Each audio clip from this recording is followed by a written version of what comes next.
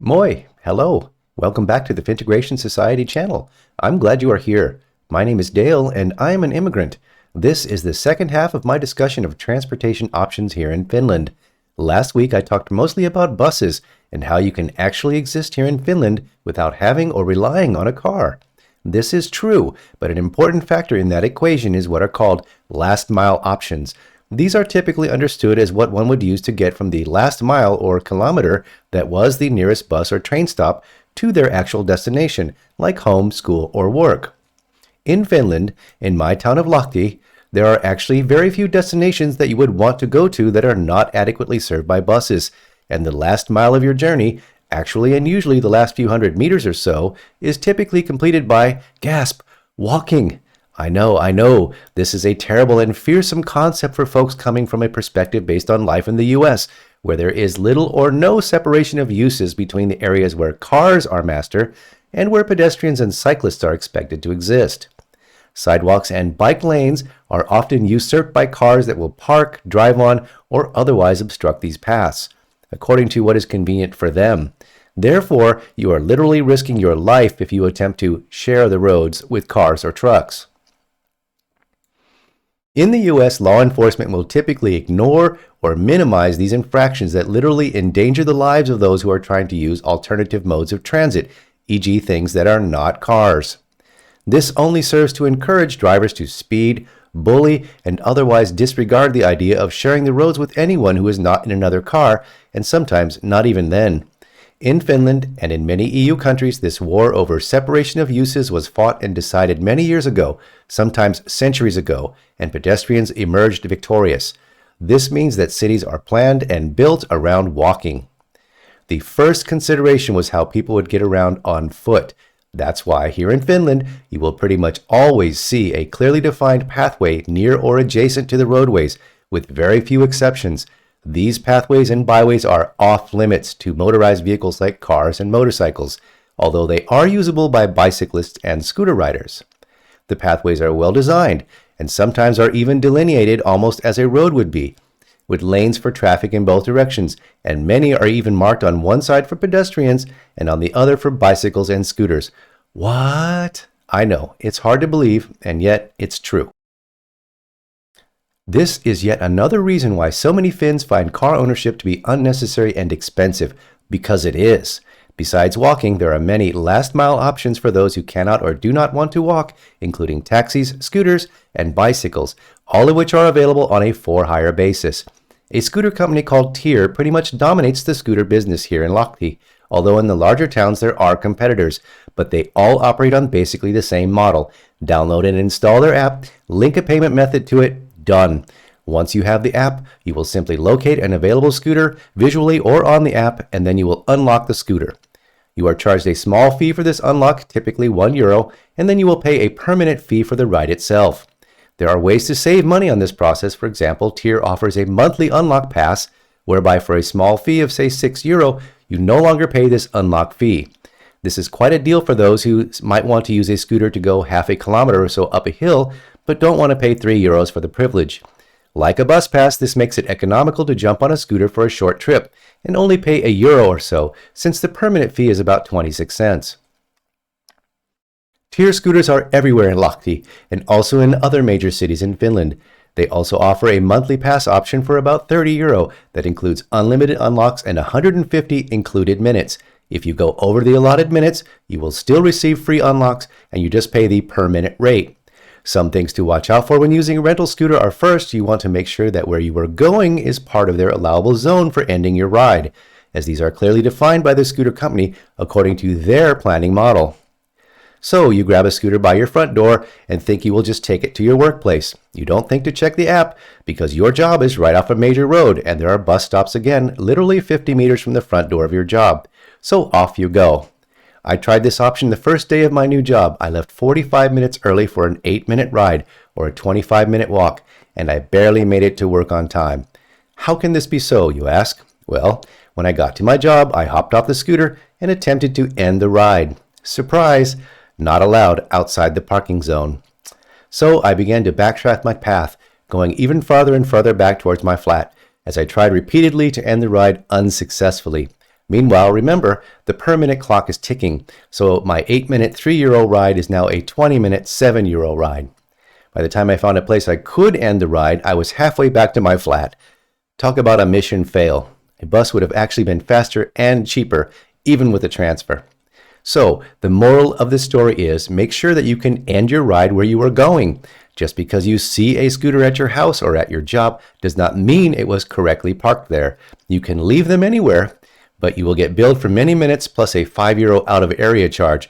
Plus, someone might just hop on it and joyride it all over town on your tab, since it will not shut off unless you contact customer service, blah, blah. Again, all while the meter is running.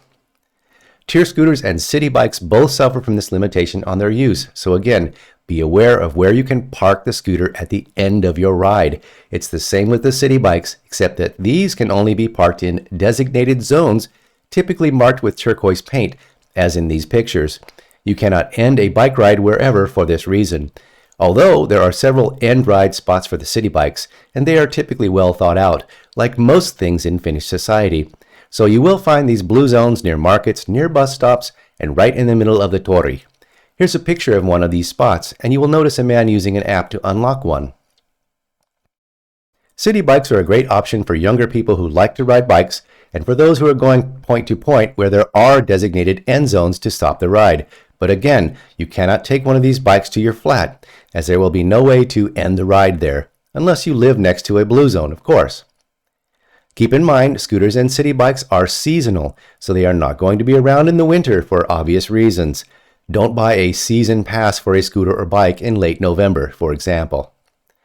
City bikes are a fantastic deal, as you can see from the rates on this sign. It's only 60 euro for an entire season of use, and both a tier or city bike subscription can make a great addition to a bus pass, because when you combine these options for about 90 euro a month, you pretty much won't have to walk anywhere.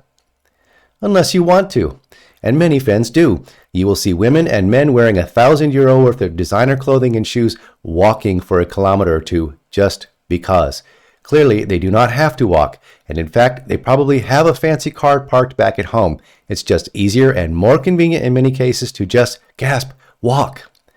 Plus, you don't have to worry about discussing your drinking habits with those annoying folks in uniforms who are always trying to tell you what you can and cannot do on public streets while you are intoxicated. Party poopers.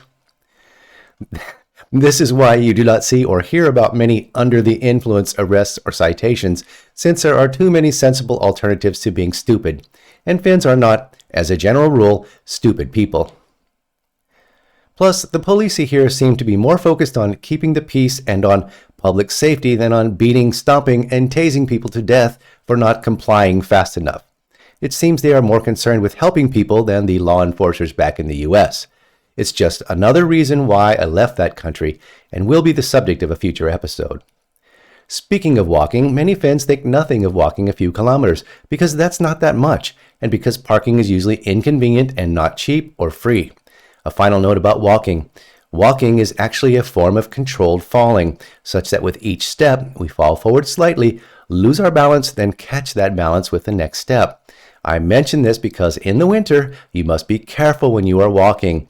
In Finland, you will seldom see de-icing chemicals in use, as snow tires are required in the winter, and it is preferred to add traction to the walks and roads using sand or gravel as the first option.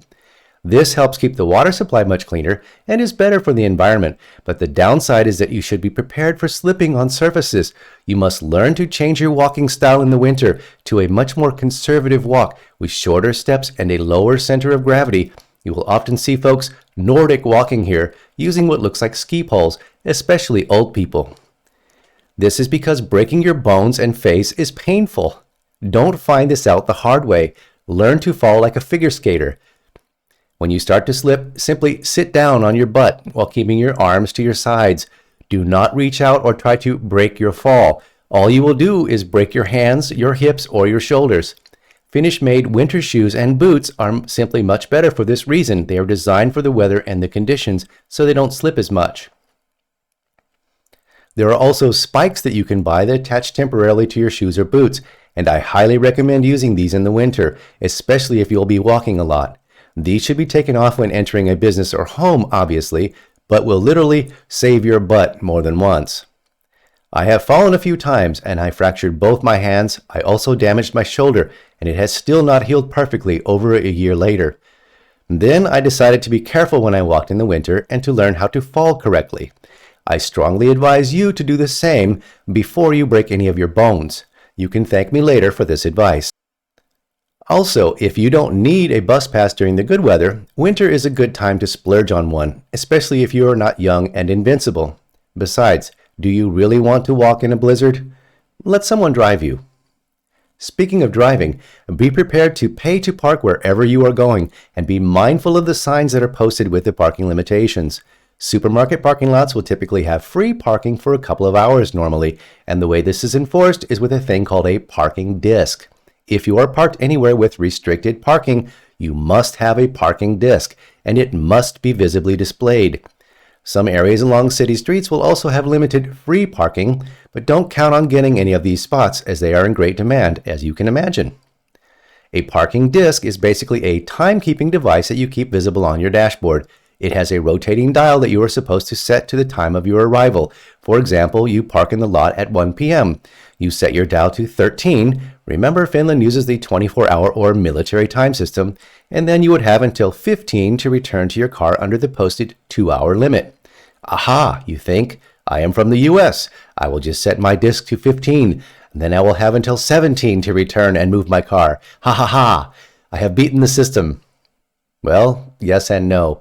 Remember the word rehellinen from the last episode? It means honest. You are expected to be that here in Finland. Not because someone is watching you or because you will be punished if you are caught, but just because. Not only that, but let's say the parking enforcement woman happens by your time-traveling parking disc at 14 and sees that you have parked there apparently an hour before you said you did. Do you think she will be understanding of your mistake? Probably not. Yes, you are getting a well-deserved parking ticket, and no, it will not be cheap. Ask me how I know. Taxis are a good compromise for when you simply have the desire and budget to get somewhere quickly, or for when the buses have stopped running for the night. Taxis are ubiquitous, even in small towns, and there will be, you guessed it, an app for the taxi companies. Ride-sharing companies aren't really a thing here, at least in smaller towns. I don't take taxis that often, but if you do take one, as in every other part of the world, taxi drivers can and do take you on a tour of the city route or the direct route, and migrants and tourists sometimes are taken advantage of in this way.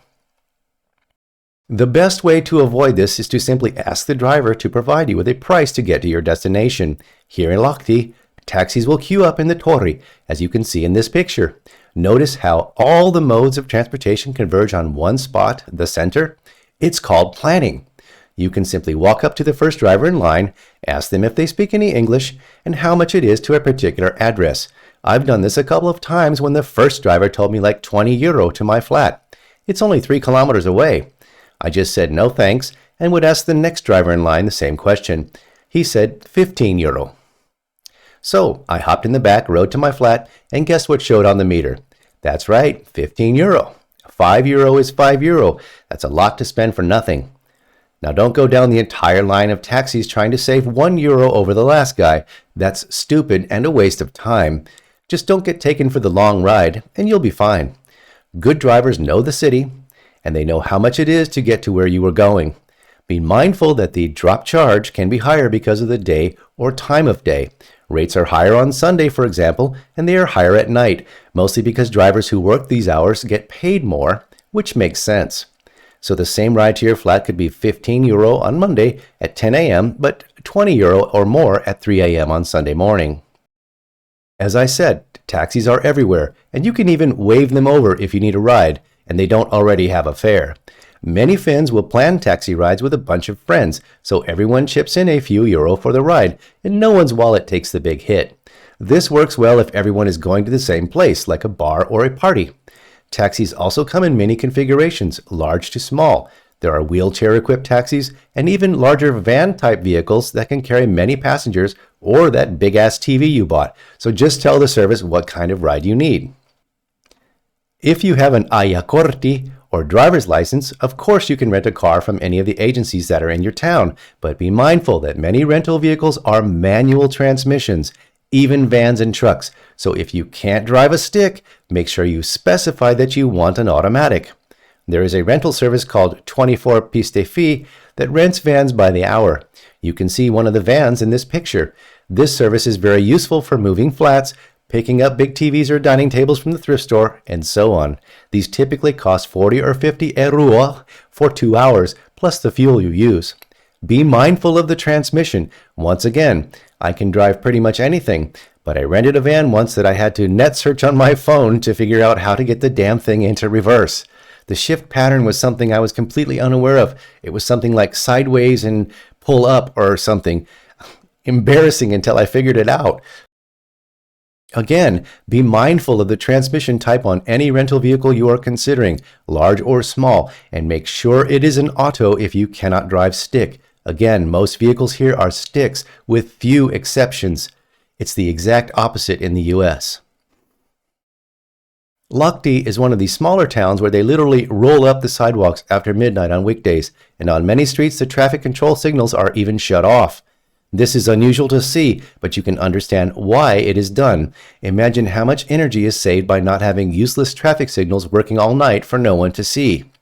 They don't flash or blink yellow, they are just off. So in a car, of course, you must cross intersections carefully after ensuring that it is safe to do so, and that there are no inebriated pedestrians doing the same thing.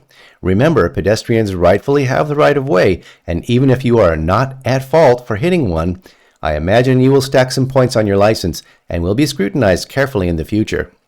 Also, there are no legal right turns on the red light here. This leads to aggressive behavior by car drivers trying to turn right at intersections, as they will creep forward and literally crowd you as you are crossing. I found this irritating at first until I began to understand why they do this.